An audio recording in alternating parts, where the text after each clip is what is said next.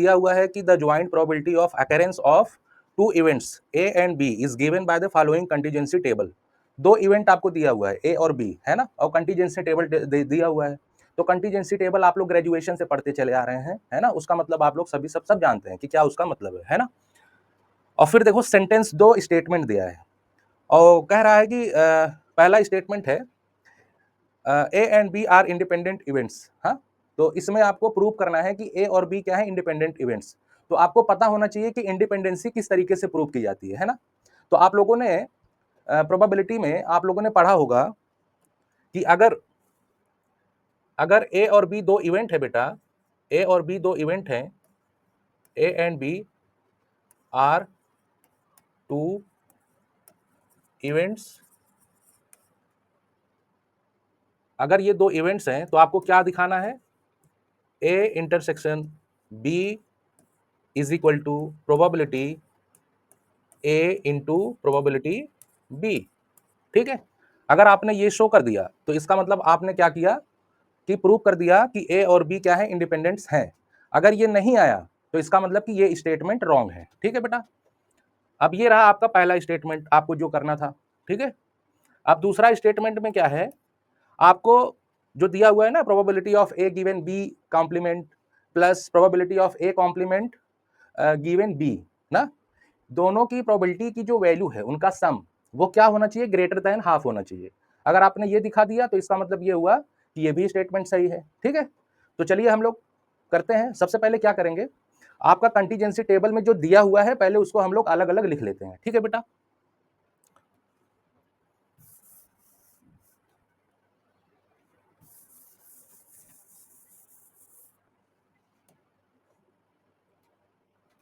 देखो contingency table से आप लोग क्या क्या निकाल सकते हो। देखो आपको आपको क्या क्या मिल सकता है इससे, गिवन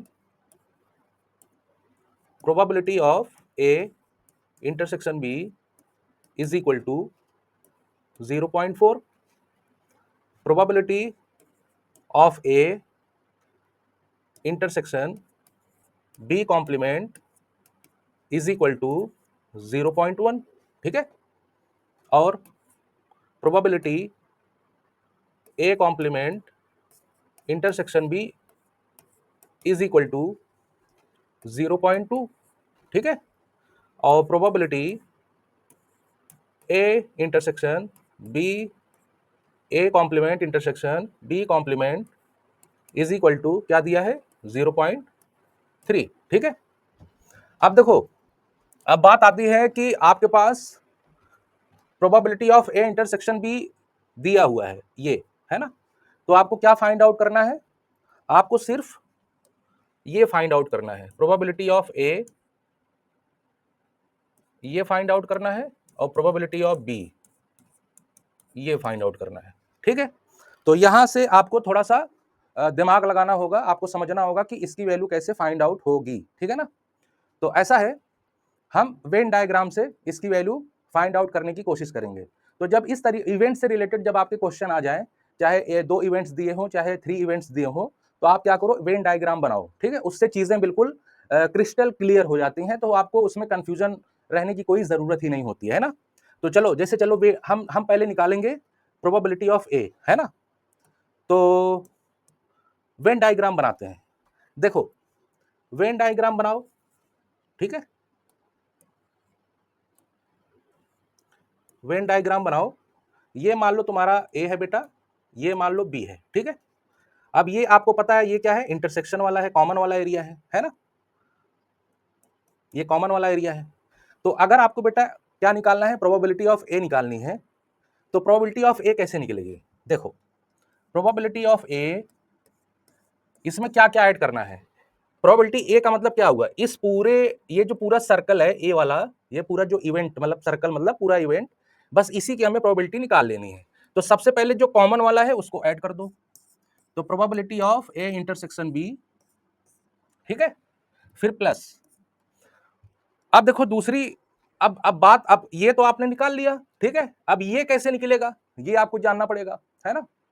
तो देखो, आप लोग जानते हो कि A intersection B complement, A intersection B complement जब करते हैं तब हमारा ये वाला पूरा एरिया कवर हो जाता है। ठीक है, ये जो एरिया है, ये जो एरिया है, ये वाला जो पार्ट है, इसका मतलब क्या है, ए इंटरसेक्शन बी कॉम्प्लीमेंट। ठीक है, तो इसकी प्रोबेबिलिटी ऐड कर दो तो आपको प्रोबेबिलिटी ऑफ ए मिल जाएगी। ठीक है, ए इंटरसेक्शन बी कॉम्प्लीमेंट।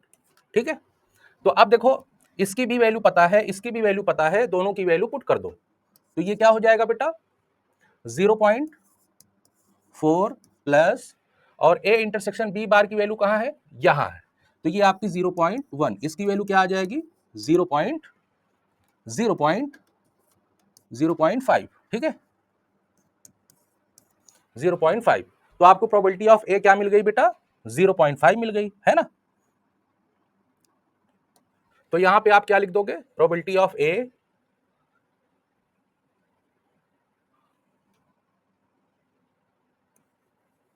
आपने निकाल लिया, probability of A, probability of A की वैल्यू आपने क्या फाइंड आउट कर ली, 0.5। ठीक है, अब चलिए निकालते हैं प्रोबेबिलिटी ऑफ बी। ठीक है, तो सिमिलरली कुछ करना नहीं है, सेम प्रोसीजर है, बस थोड़ा सा इसको ए की जगह बी का हम लोग जो है रखेंगे, है ना। अब देखो, अब आपने क्या निकालना है बेटा, प्रोबेबिलिटी ऑफ ए, तो इसको भी पहले वेन डायग्राम से समझ लेते हैं, है ना। तो वेन डायग्राम यही बना लेते हैं, वेन डायग्राम यही बना लेते हैं। अब जैसे ये मान लो ए है, ये मान लो बी है। ठीक है, अब ये कॉमन एरिया तो है ही, है ना। तो अब आपको प्रोबेबिलिटी बी निकालने का मतलब ये है कि आपको ये पूरा जो सर्किल है, ये वाला, ये पूरा सर्किल, इसी की प्रोबेबिलिटी निकालनी है। ठीक है, तो probability of B is equal to probability of A intersection B, ये तो आपको दिया हुआ है। अब आपको केवल इसकी प्रोबेबिलिटी निकालनी है। ठीक है, इसकी प्रोबेबिलिटी निकालनी है। अब इसकी प्रोबेबिलिटी कैसे निकलेगी, बी इंटरसेक्शन ए कॉम्प्लीमेंट, मतलब इसमें जो ए वाला पोर्शन है वो आए ही ना, समझ रहे हो। जैसे ये जो पूरा ए वाला पोर्शन है, ये वाला उसमें आए ही ना, तो अपने आप ही क्या निकल जाएगा, केवल इसकी प्रोबेबिलिटी निकल जाएगी। तो probability of A complement intersection B. ठीक है, अब देखो इसकी वैल्यू तो आपको पता है 0.4, और इसकी भी वैल्यू आपको पता है, कहाँ है, ये दिया हुआ है 0.2, तो इसकी वैल्यू क्या हो गई, 0.6। ठीक है, अब आप देख सकते हैं कि प्रोबेबिलिटी ऑफ बी की वैल्यू क्या आ गई बेटा, 0.6। तो आपने क्या करना है, यहां पे 0.6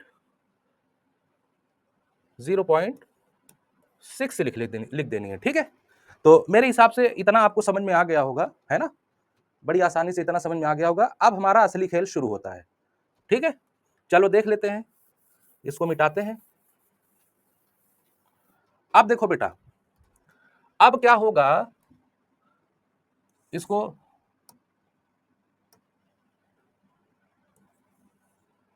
अब हम लोग प्रूव करेंगे कि हमारा ए और बी क्या है, इंडिपेंडेंट है या नहीं है। ठीक है, तो हमने क्या कहा था, कैसे इंडिपेंडेंट होगा, probability of A into probability of B निकाल लीजिए।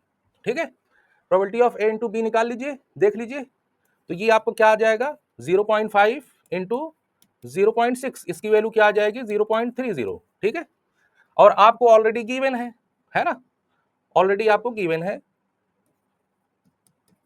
है probability of A intersection B is equal to क्या दिया हुआ है, 0.4। अब आप देख लीजिए, अगर ये probability of A into B और probability of A intersection B, अगर ये दोनों इक्वल होते तो हमारा ए और बी दोनों जो इवेंट है वो क्या हो जाता, इंडिपेंडेंट हो जाता, है ना। तो यहां से हमें क्या मिला कि probability of A intersection B is not equal to probability of A into probability of B. ठीक है, तो इससे क्या पता चला, a event A and B are not independent. ठीक है, ठीक है बेटा, तो इससे क्या पता चला, देखो आपका ए और बी इंडिपेंडेंट नहीं है, तो इसका मतलब ये हुआ कि आपका जो स्टेटमेंट फर्स्ट दिया हुआ है, आपका जो स्टेटमेंट फर्स्ट दिया हुआ है ये क्या है बेटा, रॉन्ग। ठीक है ना, तो अब हम लोग क्या करेंगे, दूसरा स्टेटमेंट चेक कर लेते हैं। ठीक है, चलिए अच्छा, इसे मिटाते हैं, दूसरा वाला चेक कर लेते हैं। ठीक, अब देखो बेटा, अब ये आपके पास प्रोबेबिलिटी ऑफ ए की वैल्यू मिल गई, प्रोबेबिलिटी ऑफ बी की वैल्यू मिल गई, है ना। तो आप कंडीशनल प्रोबेबिलिटी बड़ी आसानी से निकाल सकते हो। देखो कैसे, दूसरा अब हम लोग चेक करेंगे। सबसे पहले probability of A given probability of B bar, इसकी वैल्यू क्या हो जाएगी, probability of A intersection B bar upon probability of B bar. ठीक है, अब आपके पास सारी वैल्यूज पता है ना, बस आपको पुट करना है। तो इसमें क्या करोगे, ए इंटरसेक्शन बी बार की वैल्यू देखो कहाँ है, इसमें 0.1, और probability of B complement, probability B की वैल्यू पता है, तो कॉम्प्लीमेंट का क्या हो जाएगा, 1 minus 0.6, that is 0.1 and upon 0.4। ठीक है, तो इसकी वैल्यू क्या आ जाएगी बेटा, ये आपका 1 अपॉन, इसको नीचे लिख देते हैं, या फिर डायरेक्ट लिख देते हैं 0. ये 1/4 आ जाएगी। ठीक है, अब दूसरी प्रोबेबिलिटी निकाल लें, probability of A complement upon मतलब given B is equal to, ये क्या हो जाएगा बेटा, probability of A complement intersection B upon probability of B.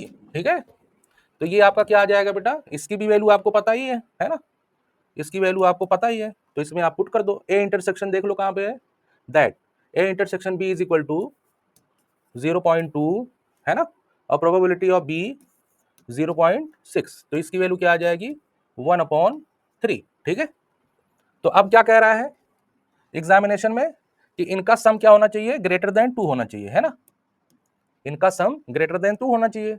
तो चलो ऐड कर देते हैं। ठीक है, ऐड कर देते हैं दोनों की प्रोबेबिलिटी, है ना।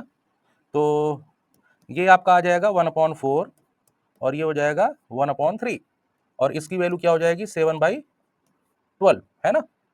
तो देखो अब 7/12, अब अगर आपको कंपेयर करना है 1/2 से कि ये छोटा है या बड़ा है, तो ऐसा करो, आप क्या करो, 7/12 को यहाँ लिख दो, 1/2 को इधर यहाँ रख दो, नीचे वाला जो डिनोमिनेटर है दोनों का सेम कर दो, है ना। तो जब सेम कर दोगे तो इसमें 6 से मल्टीप्लाई करा दो, तो ये तुम्हारा क्या बन जाएगा बेटा 6, और ये बन जाएगा 12। देखो डिनोमिनेटर सेम हो गया, बस आपको ऊपर न्यूमरेटर आपको क्या करना है, कंपेयर करना है। तो आप देख पा रहे हो कि ये ग्रेटर देन 6/12 मतलब 1/2 से बड़ा है ना। तो इसका मतलब ये हुआ कि आपका जो दूसरा स्टेटमेंट है बेटा वो सही है ना। तो देखो वैसे तो क्वेश्चन देखो इजी क्वेश्चन है, थोड़ा मतलब इसमें थोड़ा सा आपको कंसेप्ट लगाना है, इजी क्वेश्चन है, बहुत इसको हार्ड हम नहीं बोल सकते ना, बहुत मॉडरेट बोल सकते हैं, बस आपको थोड़ा सा फंडामेंटल नॉलेज होना चाहिए सेट्स प्रोबेबिलिटी की, कंडीशनल प्रोबेबिलिटी की, है ना, और थोड़ा सा वेन डायग्राम के बारे में भी आपको जानकारी होनी चाहिए। तो उसके बाद बड़ी आसानी से इस क्वेश्चन को आप आराम से लगा सकते हैं। ठीक है बेटा, चलो ठीक है, दूसरा क्वेश्चन लगाते हैं, है ना।